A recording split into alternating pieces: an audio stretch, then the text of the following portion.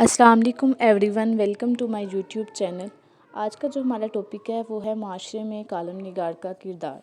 तो हम सहाफ़त के कुछ टॉपिक पढ़ रहे थे, जिस तरह हमने कॉलम को डिस्कस किया, अदारिया को डिस्कस किया, फ़ीचर को डिस्कस किया। तो इन चीज़ों को हम उर्दू में डिस्कस कर रहे थे। तो आज हम देखेंगे कि हमें माशरे में कॉलम निगार का क्या किरदार है।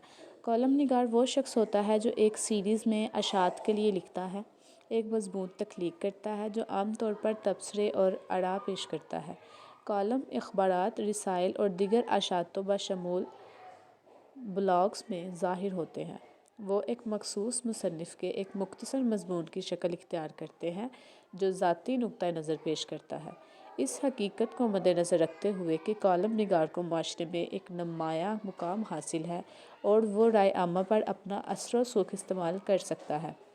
अक्सर सब एडिटर्स और रिपोर्टर्स कॉलम निगार बनने की ख्वाहिश का इजहार करते हैं, ताहम कॉलम लिखना कोई आसान काम नहीं है। बहुत से सहाफ़ी कॉलम निगार बनने के मुंतज़िर हैं। इनकी ख्वाहिश है कि इन्हें अखबार में मुस्तकिल जगह दी जाए, जहां इन्हें अपने ख़यालात के इजहार की आज़ादी हो। तो सबसे पहला पॉइंट है वो है आगाही, कि कॉलम निगार आगाही देता है। क़ारीन को आगाह करके और इनकी तरबियत के ज़रिए कॉलम निगार इन्हें मुल्क के मौजूदा हालात और इनके मसाइल से आगाह करता है।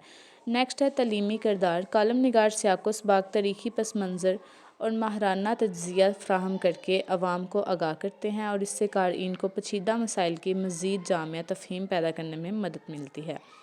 अवामी राय की तश्कील करता है। कॉलम निगार की तरफ से इजहार करदा राय आमा पर असरअंदाज हो सकती है और माशरती असूलों और इक़दार की तश्कील में अपना हिस्सा डाल सकती है। वो कम्युनिटी की इज्तिमाई ज़हनीत की तश्कील में अपना किरदार अदा करते हैं। नेक्स्ट आ जाता है समाजी तब्दीली। कॉलम निगार नाइंसाफ़ियों पर रोशनी डालकर इस्लाह की वकालत करते हुए हैं और जमूत को चैलेंज करके समाजी तब्दीली के लिए राह हमवार कर सकते हैं।